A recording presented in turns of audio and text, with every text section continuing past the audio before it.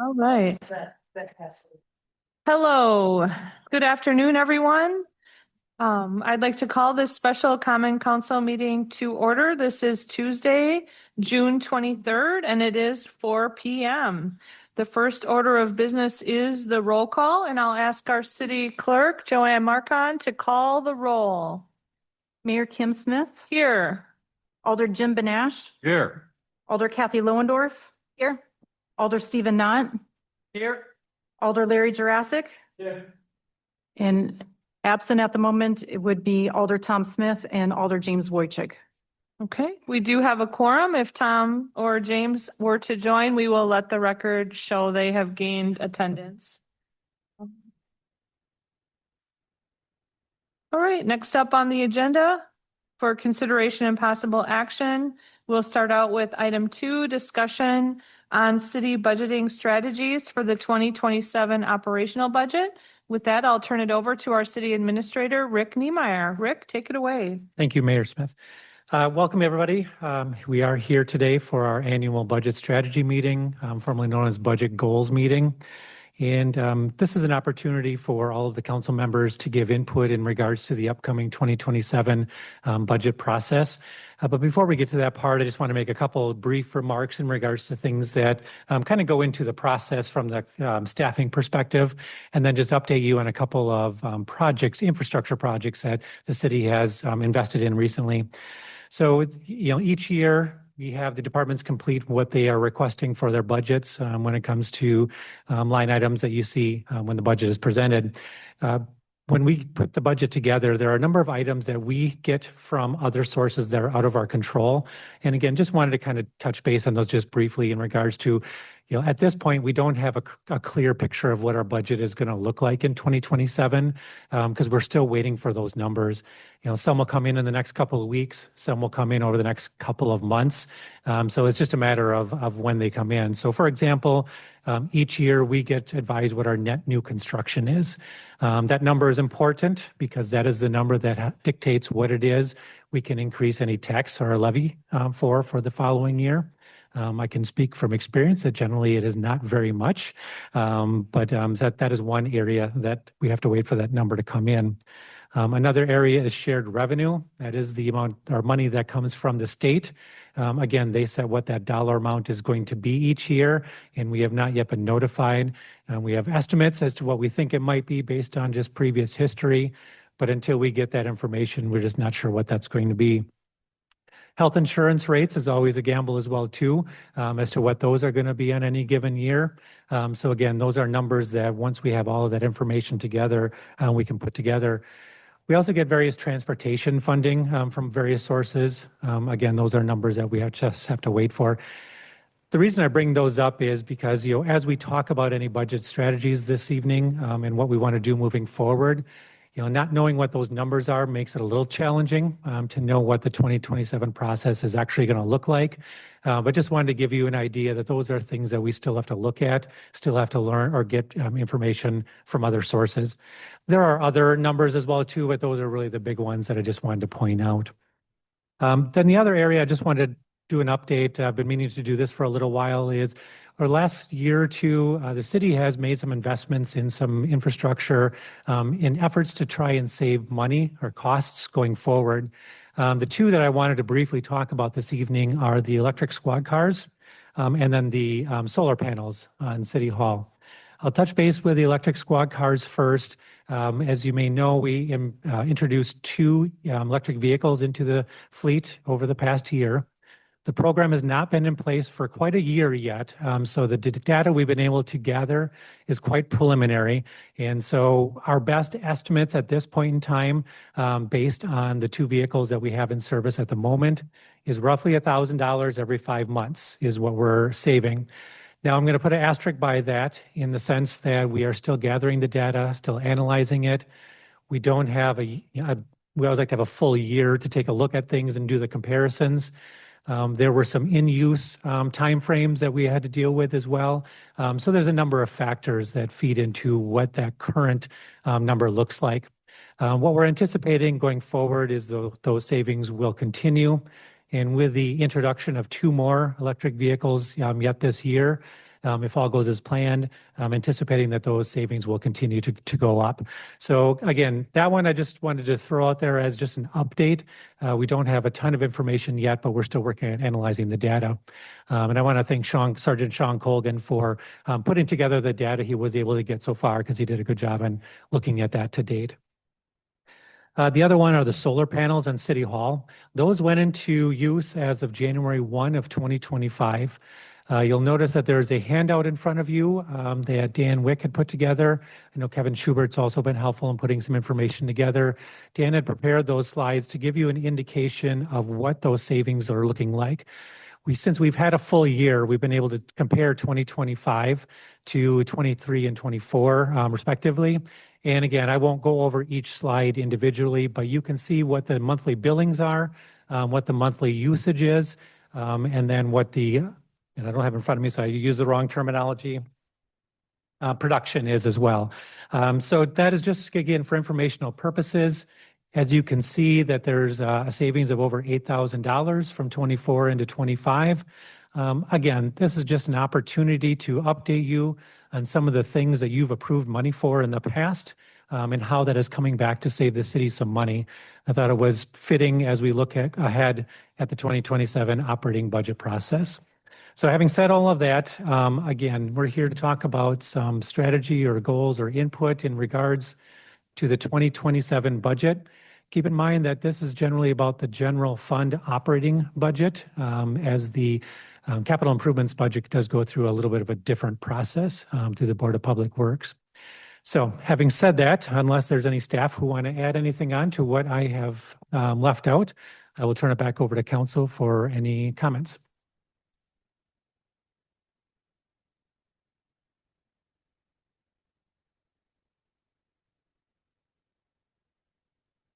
Okay, sorry, Stephen? Yeah, just clarification on one item, comment on another. So the electric squad car, you said savings of about 1K per 5 months. Is that per car or in total? As of now, that is what we've determined, or what's been determined for both cars. So it's a total. So about $500 every 5 months. So you're talking about $600 a year. And that doesn't take into consideration yet the long-term maintenance costs, simply because obviously they run differently. We haven't had to do a lot on the maintenance side of the EVs, so that cost hasn't specifically been factored in, other than lack of oil changes, those kinds of things. And I don't recall offhand the difference in purchase price between the electric vehicles versus the internal combustion vehicles. I'm going to put our chief on the spot on that. Same? I know the two previous ones, there was a difference in price. The two new ones, they're going to be similar in price, but I'm going to let Chief Berg talk about that. So I wasn't involved in that project initially, but my understanding was those first two cars were more expensive than the typical squad car would be. I believe, Rick, 15 grand rings a bell for each car. The next two cars that were ordered at the end of the year, there was a significant cost reduction in that. But you also have the charging stations that are out there as well. Yeah. So yeah, that's where I'm trying to look long-term on this instead of just one snapshot. So what I'm seeing then is on these two vehicles over a 7-year lifespan, which is what we normally run, correct? How often do we replace the vehicles? Wasn't it 7 years? 5 years. 5 years. Oh, it's on a gas car. Now, I think the plan was to keep the electric cars longer. okay. And actually 4.2, 500, 600, yeah. So we're talking between 4 to 5K, whatever it turns out to be then on a savings per vehicle. But the vehicles cost us $15,000 more. So those first two, we're going to actually take a loss on by the time we get rid of them. I mean, that's the way the math's working out in my head. I mean, we can talk savings, but then you have to compare it to what the original cost was. And that does not include the charging stations. And then I don't know what the comparison is for internal combustion versus electric with the new purchases. Sure. Yeah, and again, this is preliminary data that we've been gathering because it's a new program yet. It is hoped that savings will increase as time goes on. But again, yeah, so these are just some preliminary numbers, but I totally understand where you're coming from in the math that you're doing right now. And based on the numbers that we have at the moment, that does look like the. Obviously, fuel price is going to be a big driver on that. So, these last 2 months are going to skew things radically. In theory, we'd expect them to come back down, but so just, and I agree. It's just snapshot in time. We really need to have multi-years of data for this before we decide how much more we want to go into this. Likewise, on the solar data, we have 1 year, unless I get really 5 years to find that real trend. But I just caution too, when we see the savings, when I look at the solar data showing that we're saving 8.3K a year on electrical costs, it costs us $160,000 to install them. And they have currently the planning figure is that every 20 to 25 years you have to replace them, and you lose 1 to 2% of efficiency in the solar cells each year as well, which is why you end up having to replace them after 20 to 25 years. At least that's what I'm reading. So I just caution, savings might not be savings when it comes time to replace these things. Right now I'm looking at it, we're probably about going to break even if that 1 year snapshot were to hold true over 20 to 25 years. And then assuming that these solar cells will degrade over time as well on how effective they are. So yeah, I just caution everyone to look, what does this look like in 5, 10, and 20 years? In the case of the vehicles, what's it look like in 5 to 10 years? Is this really a savings or not? Sure. Okay. Yep. Nope. Appreciate the feedback on that. And yep, just wanted to give an update kind of where things were at this point in time, and we'll continue to monitor it as we move forward. Okay. Chief Berg, did you want to add something? I saw you raise your hand in there a moment. No, I was just going to add that my position is that further testing needs to be done. And these next 2 cars that come in, I think we will see, I'm hoping we'll see some more savings because they're going to be used for patrol on 2 shifts a day. At least that's the plan. Okay. So there should be some higher mileage there.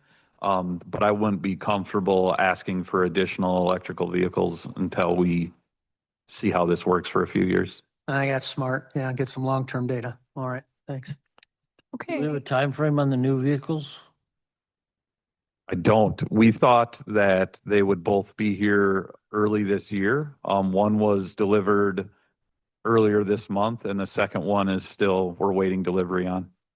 And it'll take us probably another month to get the one that we have out in the lot upfitted and ready to go. Okay, so that's slightly off a topic. So we do want to stay very focused on our topic right now is the EVs and solar panels, infrastructure investments that we've made as part of our budget strategy is what we're talking about right now. I think that's what the attorney was referencing with her frown. Okay, any other questions or comments on that? Kathy? Do we have any data on the environmental impact that we've made or may have made or could be making over the next several years by implementing the solar? And if we were, to continue with electric cars for the police force? No environmental data that I'm aware of. Anything you're aware of? No, nothing that we're aware of that we've been monitoring or keeping track of. Okay, thank you. Mhm. Okay, any other questions or comments on this topic? All right, back to you then, Rick. All right, moving on to number 3 then. Your Okay. I just, meeting, sure. I'm just running it. Sure. All right, thank you. The third item on the agenda is the Baker Tilly compensation study. So again, the report was finalized this morning. So I did email it out earlier, but also provided a copy of it in front of you as well. I'm just going to go over it again, kind of relatively high level, but then you can ask questions or we can dive deeper into things that you want. So just a little bit of a background. So previous council had approved doing a compensation study I'm going to use the phrase compensation study, but I want to make sure we understand what that is. So for purposes of this study, this was an internal wage review. It was not a market study. So we did not compare our wages or our job descriptions or our positions with other organizations, whether government or private.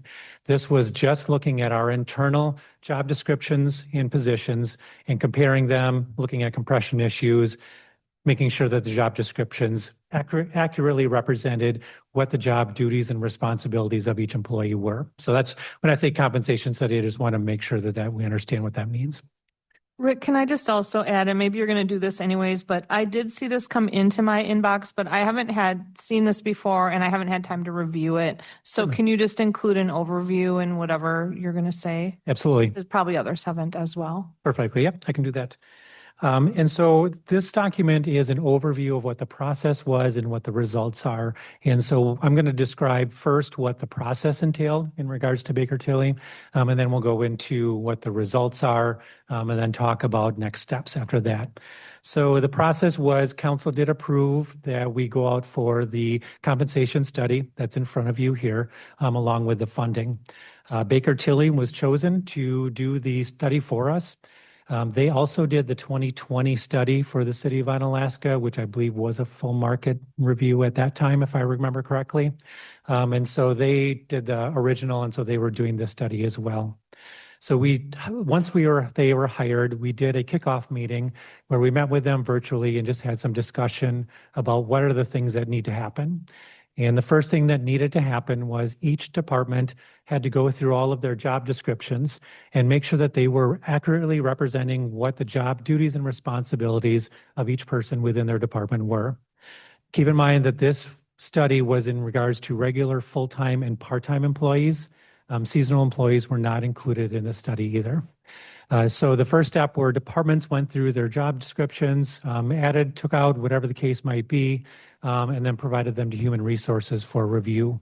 If there were any questions or concerns, I was brought in to do review, but ultimately the job descriptions were, I'll say, updated to the extent that it accurately represented what those individuals were doing for their positions. Once those job descriptions were updated, the information then went to Baker Tilly. They started reviewing the information, and then as they had questions, they reached out for additional information. They did look at consistency along titles for different job descriptions or job positions. If there were similar ones, such as administrative assistant, making sure that they were all somewhat aligned with what they do or what they're called. So those are some of the things that they did. So after the job descriptions were, I'll use the word finalized, and the reason I say that is until any recommendations are approved, the job descriptions are not approved until that happens.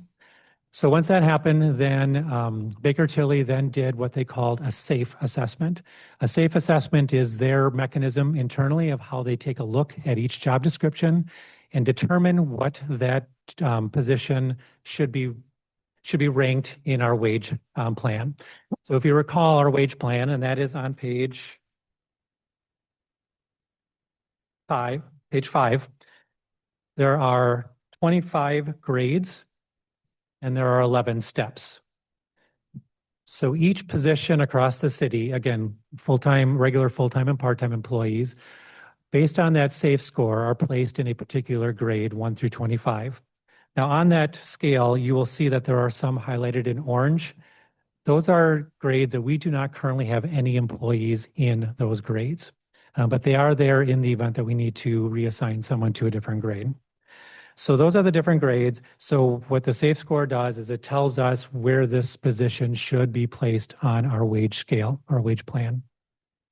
So after Baker Tilly did their assessment of each of the positions, they issued some preliminary data showing showing which positions should be regraded to a different grade. Once we reviewed that information, saw that there was some information that needed to be corrected, some additional information that needed to be provided. Once that it was provided, then they updated their scores, updated their information in regards to the study, and then provided us with the preliminary final information. And so that is essentially what you have in front of you today is this report, which shows that those final recommendations. So that is the process in a nutshell. Does anybody have any questions on the process piece of it? Yes.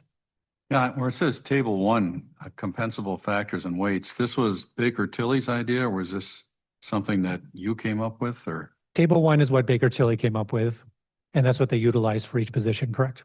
In the past, have we done something similar like this, or? We have, my understanding, this has been the system that has been used, and I believe very similar to what was used the last time it was done. So the percentages, the weight on these compensable factors, they remain the same, or are they adjusted based on something? Yeah, that I don't know the answer to that question off the top of my head. I don't know if those are the same as were used previously or if they adjusted them. That I couldn't tell you. Thank you. Any other questions? Okay, go ahead, Rick. Thank you. All right, so then if you look at, oh, actually, before I go there, so there were 61 positions that were part of this study that were reviewed. Of those, 23 of them are proposed to change a grade. 7 of the positions were found to not fall within the minimum or maximum range for their grade. And I'm going to explain what that means here in just a moment. But that just gives you an idea that there were 61 positions assessed, 23 are being recommended to change a grade. All but one of them by 1 grade and 1 position by 2 grades. And so again, we'll go over a little bit of that information here now. Mine says 77 were included in the implementation calculation. Sorry, Mayor. Pardon me? Sorry, I jumped in on there, but. That's okay. Where do you see that? What page are you on? I am on page, these don't have page numbers. Mm, It's the page after figure 2, proposed distribution of positions. With the blue lines. And then it says implementation cost Oh, you're analysis. several pages ahead of me. Okay. Okay, it says overall 77 employees were included in the implementation calculations, including 5 vacant positions. Correct. And then there are more staff because there are some positions that have more than 1 staff involved in them. And so there would be additional staff versus positions alone. Okay. Oh, so positions versus employees. is the Correct. difference. Got it. And which you bring up a good point too. The study did look at positions, so there was no consideration of individual employees that are in any of the positions themselves. So it did not take into consider performance or longevity that the person has been in there. Those are the kinds of things we look at when it comes to steps. But when it comes to grade, it's the position itself. All right, so when it comes back then, in regards to the recommendations or the proposal, so the proposal is, the very last page shows what the proposed final grades should be of all employees. Now, it doesn't show a comparison as to which ones changed, which ones were before and which ones were changed to something after. But that is what the final recommendation is in regards to what the grade placement should be for employees across the city. And I'll give you just a moment to take a look at that. The magnifying glass? I'm sorry? Bring a magnifying glass? Yeah. Yeah, it is a little tiny. I'm not seeing where it has a dollar figure attached to the recommendations either. Yep, and then we'll talk about that in a second.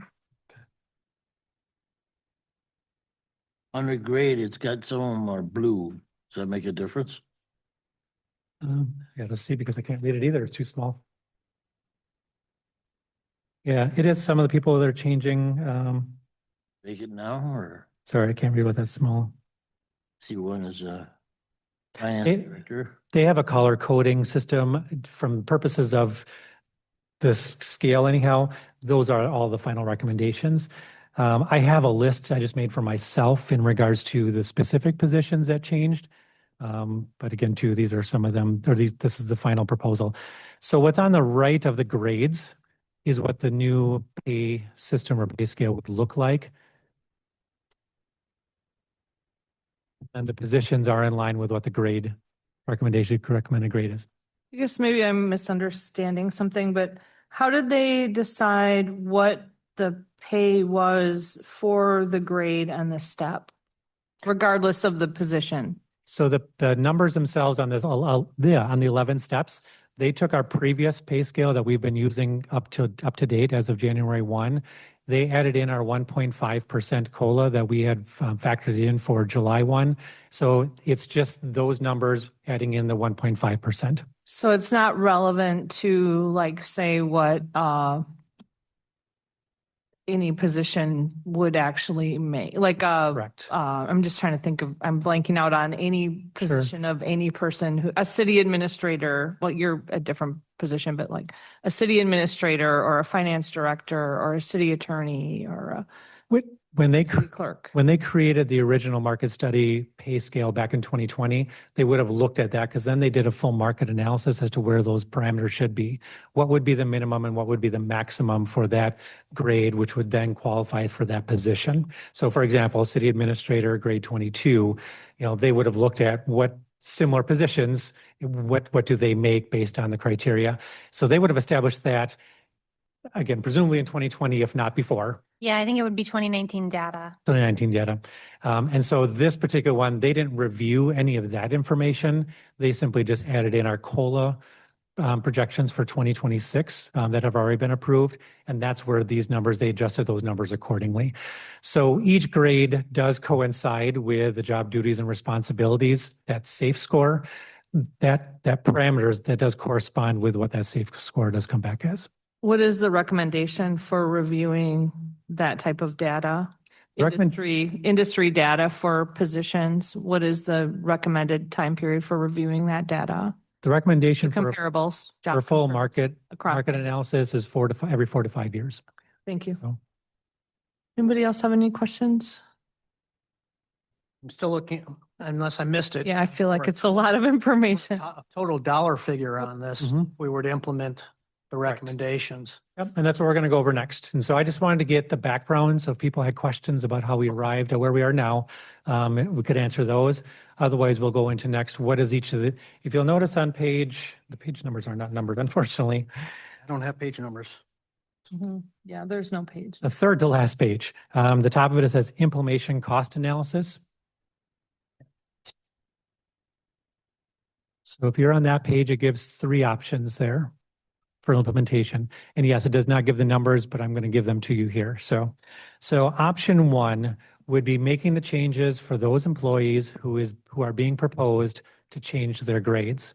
So anybody who is being recommended to go to a different grade than what they currently are on, option 1 would move them to that grade and then put them on the step that most closely coincides with what they're currently making without decreasing. Okay. And so that number, and again, keep in mind, these are approximate because again, once you do all the number crunching, but approximately for 1 year would be $35,000. Okay. The reason I had to look at that is because they gave me the numbers to implement as of July 1. So they gave me a 6-month total what the cost would be to implement. And so as I go through this, I'm just doubling that. So, all right, option 2 would be doing that exact same thing, making sure that everybody who's being proposed to change grade is moved to the new grade.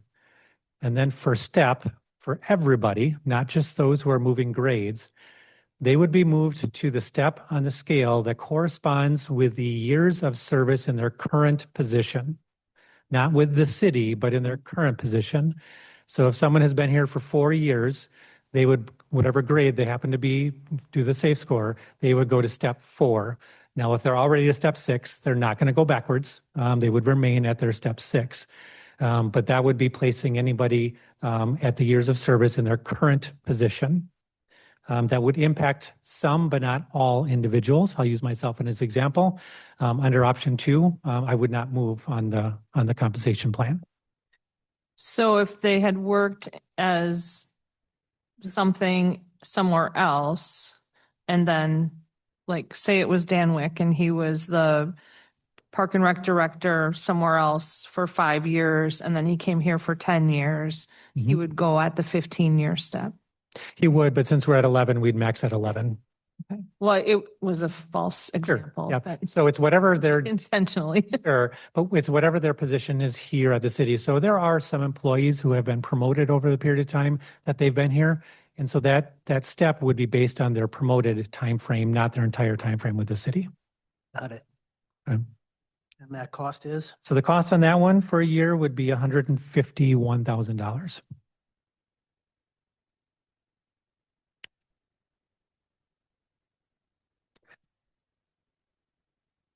The next option, option 3, again, in that scenario, those who are being proposed to be moved to a different grade, they would be moved.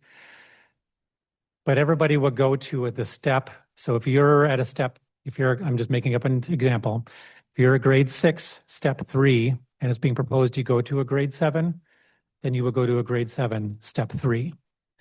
Generally speaking, not all the time, but generally speaking, if you go up a grade, there's a chance you may go down a step because of the differences in the numbers and how they go up.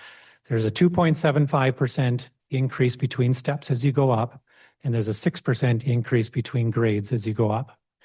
So if you were to be moved to a higher grade, instead of going to the step that's closest to what you're currently making, you would simply stay at the exact same step you are right now, which could mean a more significant increase for that individual if it impacts that person.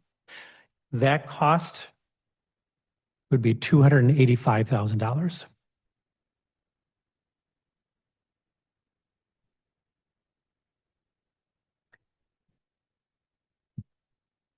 $285,000. So those are 3 options that Baker Tilly moved forward in regards to options that the city could consider. Mayor? Go ahead, Stephen. So if we were to move forward, especially with option 2 or 3, I'm assuming since what we're doing is we're correcting right now based on current information, that then for just 1 year in 2027, which is what this would apply to, I assume, right? We wouldn't do this like immediately. This would be for the 2027 budget process. And that's an ultimate decision of council to decide when it goes into effect. If that's the case, then there wouldn't be a COLA that year because we're correcting already, right? And I missed the first part. You said, was it option 2 or 3? So 2 or 3, especially that would point out to me that would be the case. There won't be a COLA that year because we're already correcting for all these employees based upon current data. And that's something we would have to discuss. Again, option 2 would not impact everybody as well as option 3 would not impact everybody. So again, that would be a discussion we would have to have as to what that would look like. Otherwise, But again, I double hit. I thought the exact same thing you were just thinking of as well. So that's, You get a raise and you get a COLA, and it's based upon what is current market value. yep, it's balancing, Yeah, trying to hit as many people as you can. So Yeah. I get it. Okay, Sabrina, did you want to add something? I was just going to ask Rick if you wanted to include like the cost of putting the individuals into their correct positions for 2026. And then we could calculate what the COLA would be if that is the way the council would want to go in 2027. Just a thought.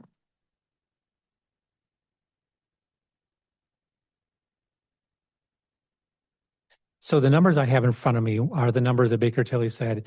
If you implement this as of July 1, that incorporates our 1.5% COLA for July 1 of 2026, it would cost $17,000.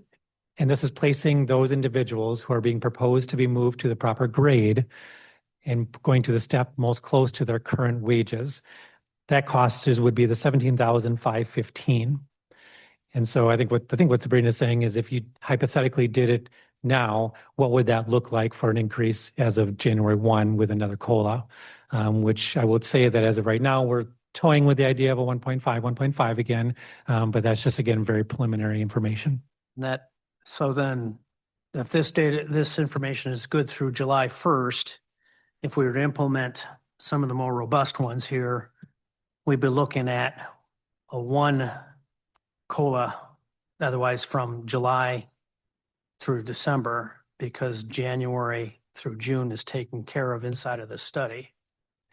This study takes into account the July through the end of December of this year. It does take out the full year into account. It takes in the 1.5% increase. So when they did that wage plan, that grid, those numbers reflect an increase of a 1.5% COLA as of July 1 of this year. Because it had already been approved. Correct. And so therefore, anybody who gets bump to a new grade, it's whatever that number would be as of July 1, kind of a thing. So hopefully I'm doing an okay job explaining what that means. So. Yeah. Sabrina, do you think if we did that, it would put us in a bad spot for then Uh, 2027 budget? I got this document when you did, so I have not had time to Yeah, evaluate how it affects for 2027. My just initial thought was for 2026, I think our budget could absorb that Yeah. 17,515. Right. Again, I haven't ran the numbers, but I believe that 17,515 is citywide, and so many people in the city have multiple splits where they're charged to the utility and the Omni Center, the tourism budget. I think I have like 6 splits on my salary, for example. Whereas I think our budget for 2026 could absorb the costs. And then in 27, we have the people that Baker Tilly is recommending in their correct positions. And then we budget whatever the council would like for a COLA in 27.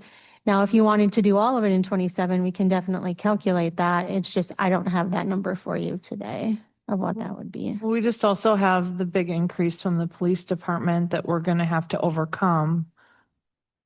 So without having any projections in front of us at all for the 2027 budget, it's kind of hard to look at it, to look beyond. I mean, I want to do the correction, don't get Oh, me yeah. wrong here, but it's kind of hard to look at $100 or $200 or $300,000 when we have no projection in front of us at all. That's all I'm saying. Right? Go I ahead. think Rick might just want an idea of where you want to go, so then we could see what works in, but I'll hand it to him. And Mary, you bring up a good point. I wasn't necessarily going to think that there was going to be any kind of an approval today or tonight by any means. Conversation regarding, for example, bringing back the number at the July council meeting and what would that look like with doing this now or doing it later and adding a COLA, what those numbers look like. Before basically I had Sabrina crunching a bunch of those numbers, wanted to get an idea of what council had an appetite for, so that we're getting you the information that you want in order for you to make the decision that you're able to make. Whether this is July 1st, August 1st, whatever that timeframe is, January 1st, we can make that work. But we need to get you the information that you need. Yes, I mean, having this today being issued for the first time wasn't ideal by any means. But getting this feedback is helpful to know what you're looking for. Okay, does anyone have any questions right now? Stephen has another question. Go ahead. Comment. So, yeah, I'm pretty much on line with what you're inferring here too, Mayor. If we don't have the whole picture, because the finance director hasn't had a chance to do that yet, this is such recent information, I'm very uncomfortable making any decision other than, potential, maybe we look at option 1 this year and but we can't make that decision until we have a whole picture. And then maybe look at the possibility of the other 2 options during the 2027 budget process. But even option 1, I wouldn't want to have a decision on now until I know what the total picture is. Correct. You should grab a mic. I think the 17,515 is the number that Baker Tilly gave us. Again, I would have to crunch the numbers to see how much of that affects the general fund versus the other funds. Right. But I think that is giving you the picture for 2026, from my understanding. It's just 2027.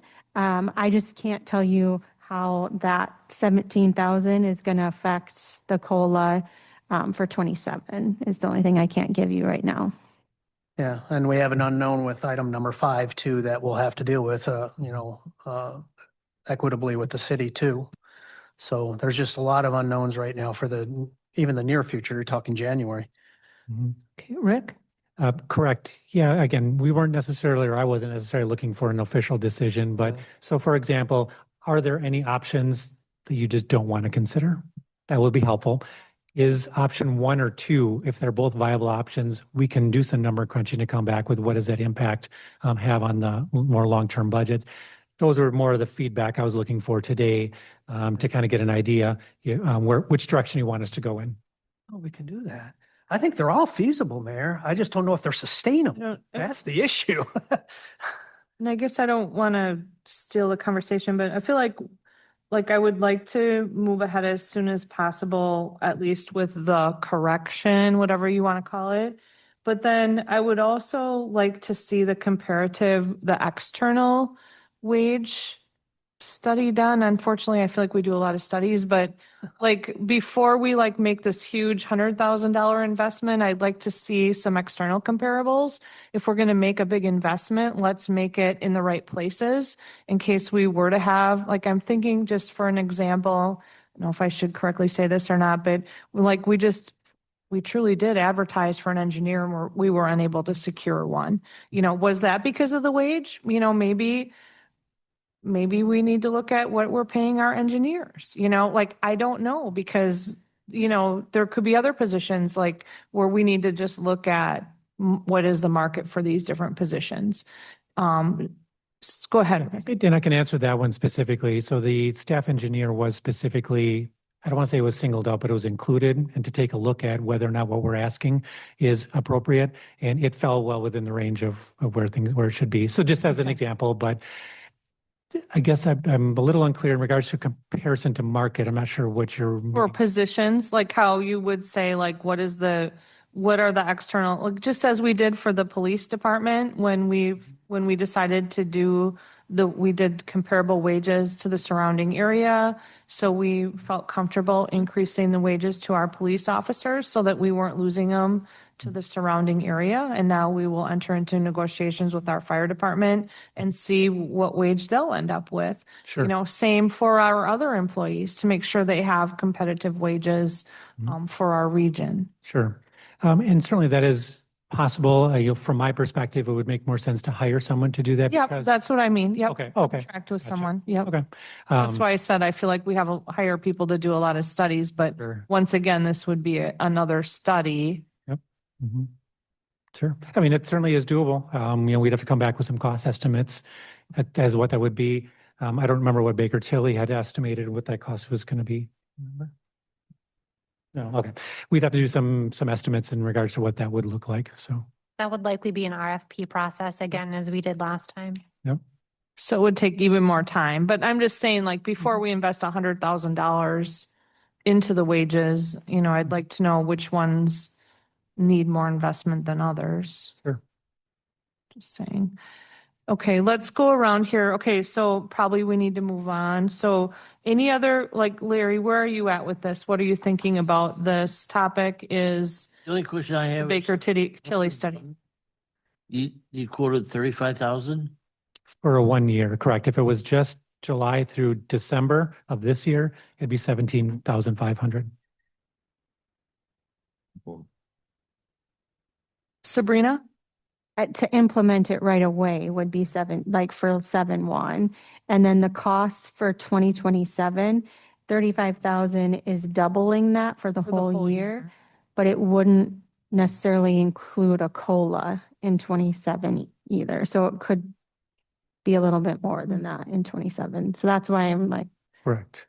Yeah, if we implemented this in July 1, 27 would look different than 35,000. So, Right, so there's just so many variables that you need feedback from us to figure out what road you should start going down, and then you can get some real numbers.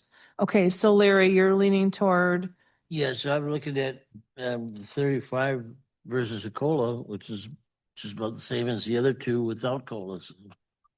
Till we get more information. Right? so it would be you wouldn't do it in July, you would wait till Till we 2027? get more information. I'm in the same boat. Okay, all right, Kathy? I don't know. I like the idea of fixing the positions, but I also know that we have a lot of taxpayers that are hoping that we're going to be reevaluating our budget next year, and potentially we had discussion about reevaluating the license plate fee at the end of the year, and whether or not we were going to continue with that. And if we don't continue with that, that's $400,000 that we won't have next year. So, And just to clarify, so that goes through, I believe, the end of 2028. So we do have through the end of this year 28. was it? Yeah, okay. I believe. You're right, you're right. But yeah, I just wanted to clarify that. Thank you. Yep. But on the other hand, I also want to make sure that our staff the staff does a lot of work, and I recognize that, and I want to make sure that everybody's paid fairly. So I think I'm probably leaning more on option one, if I had to give you an answer right now. Sure. Jim? Well, I'm still trying to wrap my head around all the numbers that are flying around. We have union and non-union, is that correct? That is correct. This does not include the union folks in this one. So COLA would apply to everybody, whether they're union or non-union? The union contracts already have a COLA built into them. So then when we do the COLA, it's non-represented. Non-union employees would not be subject to COLA. This study is only the non-union people. This is just for non-union. Correct. Okay. Yep. All right. That settles that.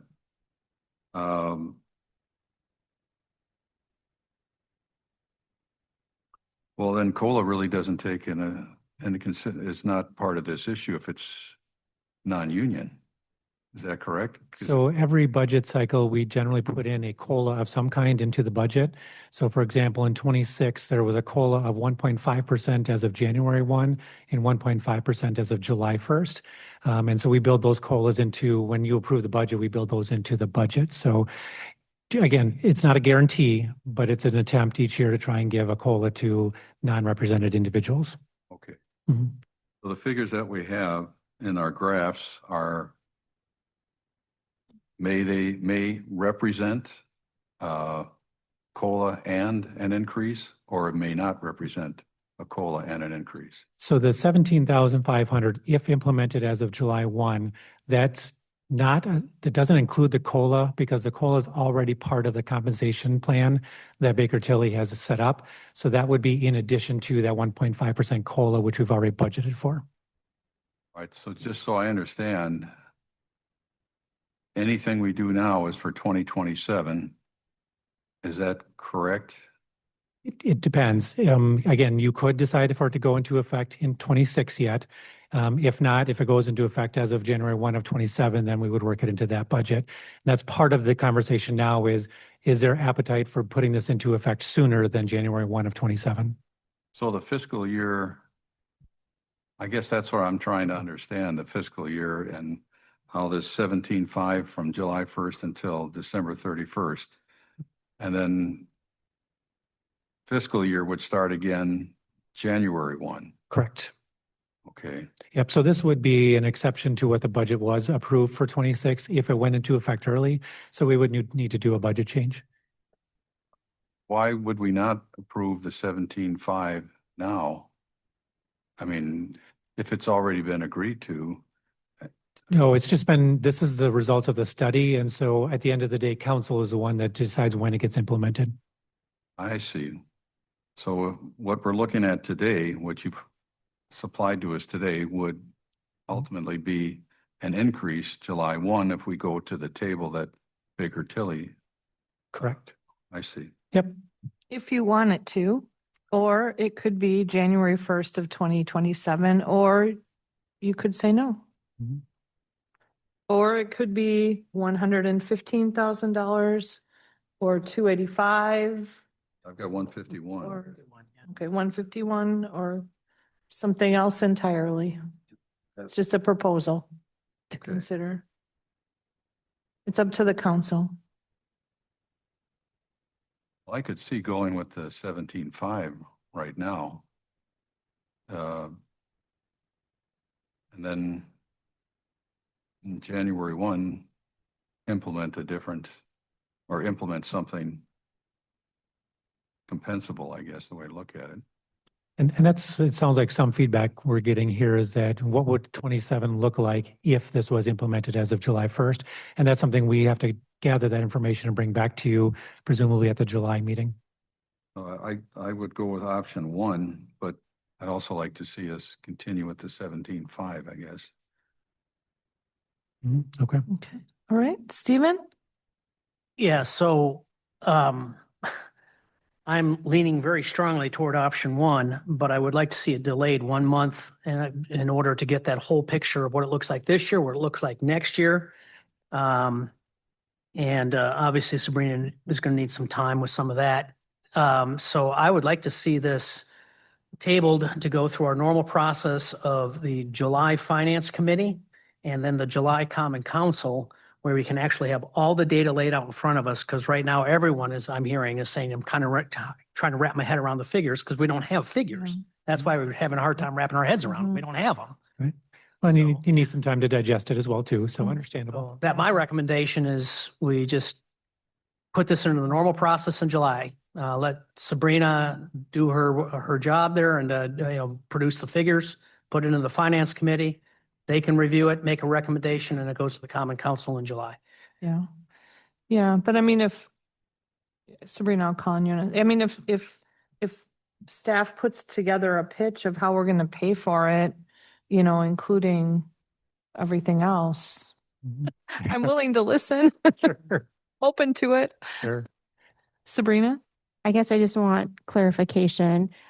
So just so we're all on the same page, I can prepare the cost of what it would cost to put into place in 2026 with an August Yeah, because it will be too late. implementation, Yeah. because we're almost to July. Mhm. And that will take some work both on my staff and Amy and her staff. So I will prepare what it would cost, the general fund versus the other funds I'll probably do the first full pay cycle in August. And then I will prepare a projection by putting it into place August 1st, how that would affect 2027. Yeah. And then I'll also prepare a projection of if we wait and put it all into place as a 1/1/27. Is that what you're looking for? Okay. I'm good with that. Yeah. Yeah. Makes sense. to me. I have a question. Okay, go ahead, Jim. Anything that we agree to, let's say, for example, implement something in July of 2026, then does that become retroactive to the July compensation? No, we could just put it into place as of August 1st, right, Amy? She's giving me kind of a nod. You'd be okay with that if we, okay. Right, so right now what we're looking for is if we would agree to start compensation in August, we're looking for a way to fund it right now. Is that correct? No, I would I'm a come little forward with a confused. recommendation on how we'd be able to, what the cost would be in the general fund and what we could offset that cost with. Okay. She'll be able to figure it out for this year because she'll have all the data. It's next year that they don't have all the information for yet because it's too soon. That'd be a best Right, guess. Sabrina? That's correct. That's why we're reluctant to commit because we don't have the information, but it'll be coming. Mhm. Okay, were you going to say something? Nope. Okay, Rick? I just want to make sure, are there any other options that you want vetted out for any purpose?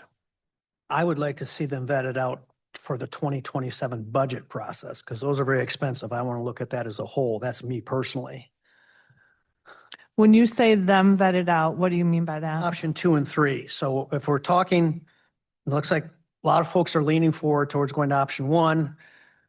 Just want to have figures. What are we looking at? And what is the projection for 2027 and what we're looking at? And then the question is, what about option 2 and 3 So that's assuming that number 1 was implemented. for this year? And then I'd be open to looking at is option 2 and 3 sustainable, but we don't have that information available. I mean, you'd have to do that with the whole budget. I'm just thinking through that. So options 2 and 3, of course, include in the cost moving people to different grades. If we Yeah. implemented option we 1 would- already, those grades would already be taken care of. And so then as it just back to a COLA, then I guess is where I'd be looking at it. Yeah, well, they're far more expensive. They So are, there is a bigger impact. So yes, some of the Been people moving may have through. been moved grades already with option 1. But I thought you said more people would be moved grade. There would be step changes as well too in Step the second changes and too, yeah. third option as well. So, Yeah, so the option 2 and 3, if I had my wish, we'd be looking at that as part of the entire 2027 budget, if that's something we can do. Option 1 obviously is much more in the affordable range on the near term, but I'd still like to have figures before I vote. And that, my other question, Rick, is does number 1 address the situation of people at the top of the pay grade? Because that does address it. no, this. Okay, so then let's have a conversation about that right now so that you can have a plan to bring back with this proposal. And I'm glad you brought that up. That was on my notes. and Sorry, forgot about that. No, I'm I glad you had that brought on it my up. mind. So, no, you're right. This study does not address those individuals who are maxed out at either 10 or step 10 or 11, because obviously with 10, they'll be there very soon. I think we have roughly 7-ish state people that are in that category, either there or almost there. So there weren't any recommendations from Baker Tilly specifically. A thought process on that was for those individuals who are maxed out, of course, if there's any COLA, they do qualify for the COLA. I'm assuming they have a good performance evaluation. The other thought process was because I indicated before, there's a 2.75% increase between each step. That let's hypothetically say those individuals are here as of December 1st each year, they would get a lump sum of that 2.75% paid to them as of the first pay period in December because we can't necessarily get them off the steps because then our pay scale would be going off the rails, so to speak. So that was kind of an alternative thought process as to allowing them to get that lump sum in December of each year. Okay. So Stephen. Yeah, no, I'm opposed to that. This is where I guess I have to come across as a bad guy, but in pretty much every government or non-government, private, non-private organization or a private organization or a government organization, when you get hired for a position, there is a goal that you're trying to go to maximize your salary, and it ends. I don't know why Onalaska would be different. I've never worked in a job. Now I've only had 3, I guess, since I, graduated college and started getting into what I say more of a professional environment. But I've never worked in a position where when I reach the maximum, now I get to keep going up. It's like, well, you knew when you took the job, that's what it is. You get the COLA, but you should be happy. It's like, wow, I've maximized myself. That's the way I always thought about it in the past. When I would maximize my pay grade in my previous professions, it's like, yeah, I've maximized it. And not, well, I maximize it. Now they need to have more pay grades. That's just it's not how the world works. So. Okay. Just in response to, and so I did talk with Baker Tilly about what would be an option other than the pay scale that we have, not specifically geared towards the maxing out at the top. There is a trend, it's not super common yet, but there's a trend to go away from necessarily the steps and kind of use an open-ended pay plan where it's just a percentage and there is no cap on it at some point in time. Yeah. Again, that's a trend. Didn't necessarily want to go there at this point in time, but I think maybe that is becoming a trend because of those issues. I'm just speculating on that, so. Yeah. Okay. Any other comments on that topic? Larry? Thank you, Chair. Rick, do you see problems with union, non-union in the future with this? COLA? I'm not sure what you mean by a problem between union. As far as the unions guys saying they want more money now because we're Union. going to this other program, but. Each year we take as the mayor was indicating, and we look at comparables in our neighbors when it comes to the union. And then we also work in there what those COLAs are going to be. I guess I don't know that it's necessarily been an issue in the past. And so I don't know that it will be in the future, but something to be aware of. Yeah. All right. Thanks. Point of order, this only applies to non-union positions. Correct. Right. Okay. Anybody else want to comment? Yes. I think Steve brings up a good point, but I know from where I worked at, it was almost impossible to get to your maximum. As you got closer to your maximum, the less and less was your raise. So that's a little different here with government. I think you need to have the step because then you know how to present your budgets, in my opinion. So I could see possibly doing a COLA once you've reached your maximum, at least to keep pace with cost of living. So if you've reached your maximum, I could see a COLA. I think in the private sector, you really never get to your maximum. The closer you get, the less your raise is. So if we get to that maximum here with the government and the city, I think COLA would be appropriate. Sure. And I will just add to, we're fortunate to have employees that want to stay in the city of Onalaska for, longer periods of time. I certainly feel for them, while the COLA is a nice benefit for them, trying to find some, again, my perspective, of course, trying to find some additional compensation for them would be a nice gesture too. Again, I'm just looking around this room and see a number of individuals who have been here a really long time. Can't imagine when they're ready to go and the wealth of knowledge it's going to leave with them. Obviously, they try and impart that information onto their workers as well. But, I certainly don't want them to be lost in the proverbial mix, so to speak, as well. So it's a thought process. From my perspective, we can vet what that cost would be based on those who are at that. And, I can certainly bring it forward as a conversation from my perspective. And then council or A&F and council can decide if they want to move that forward or not. So. Yep, and I agree with Rick. I just wanted to bring the conversation forward and to make sure that people realize that we do have a number of people here that are at the top of the scale. And I know that they do appreciate the COLA and they have never said anything to me about it. It's just something I'm aware of as my own individual self. Okay, so are we done with this topic? Yep, I think we're good on what we're looking for or what we need to bring forward. So. Okay, item 4, common council compensation. So I just want to make clear that this was not I'm not recommending that you give up any increases in April of 2027. This was something that was done the last budget cycle. And as indicated in the memo, it is proactive. So it only goes into effect as of the April new council 2027 going forward.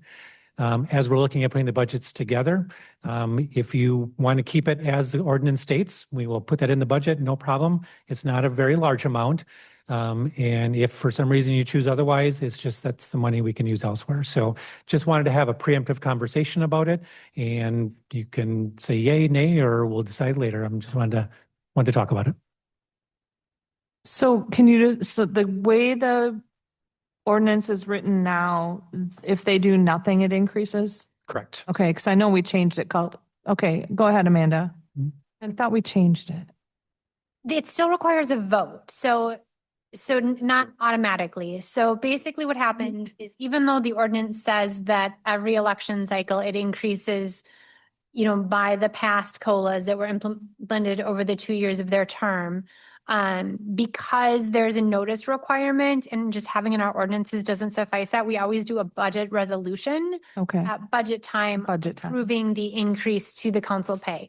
This past council cycle, council decided not to approve that increase, so they voted down the resolution. And so I think what we really want is just sort of some direction as to, do you want to have Sabrina and Rick still include an increase for the new council members coming up on term next year, which would end up creating sort of an uneven, right? You'd have one group of 3 that didn't get it, now one group of 3 that would. Would you like them to assume you are going to vote that down and not include it? Would you like to make any permanent changes by changing the ordinance? I think we're just sort of looking for some feedback. Okay, counselors? Kathy? I would like to continue as it is. And so the next 3 alders also, so it remains consistent at least for 2 election terms. But it will always be offset. It's never going to affect everyone equally. And it is. But it never does normally, just because there's always a lag, right? Like just Yeah. because of the way the terms are staggered. So Right. it wouldn't end up in perfectly equal pay, but you're never perfectly equal between the. Correct. That's what I'm saying. No matter when you change it or don't change it, it will never affect everybody equally.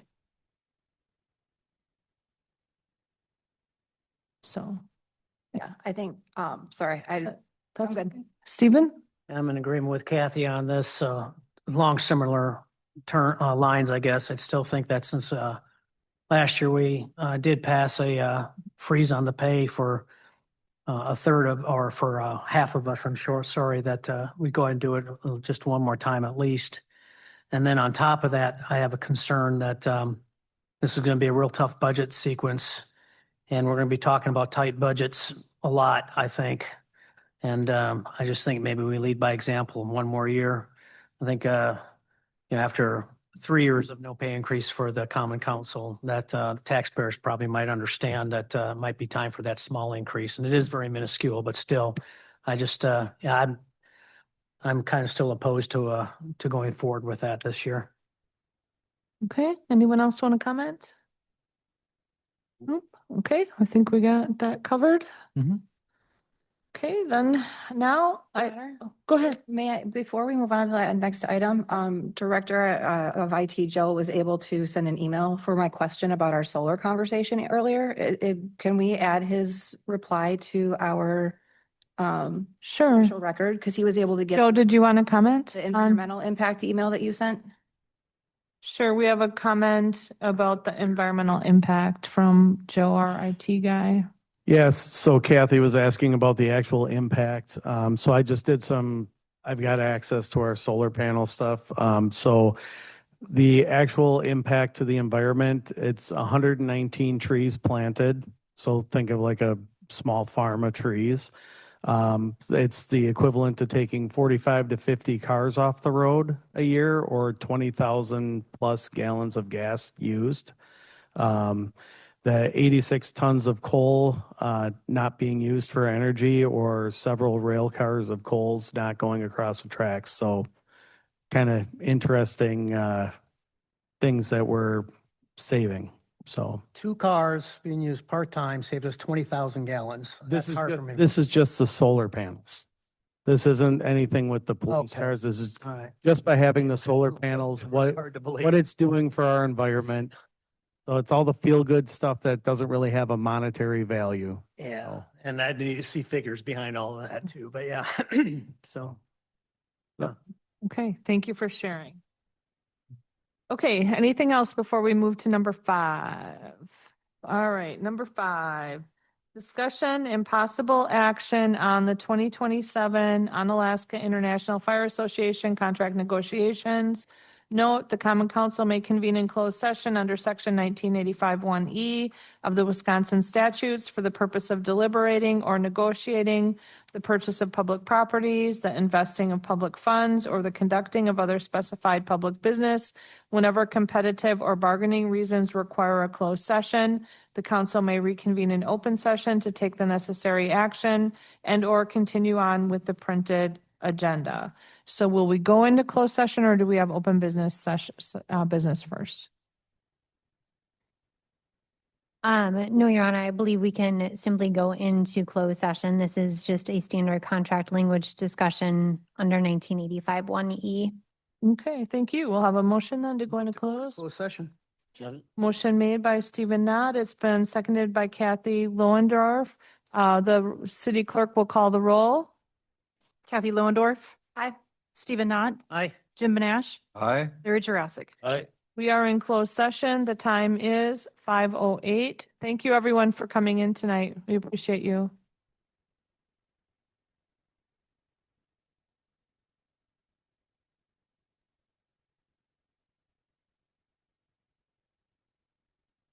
Thank you. Did we decide whether or not we were going to go forward with increased compensation or no for board members? Because we really didn't conclude that. There's no. Good. Okay. Okay.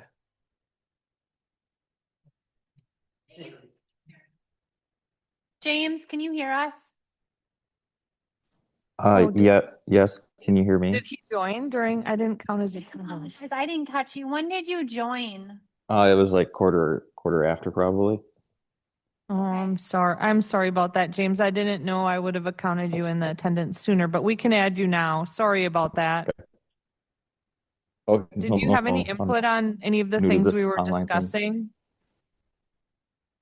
I guess for the compensation on the Add to the record that please, we have went back into open session. Please let the record show that James did join us at 4:15. And now we are having a motion to adjourn. The motion was made by Kathy. Who made the second? Second.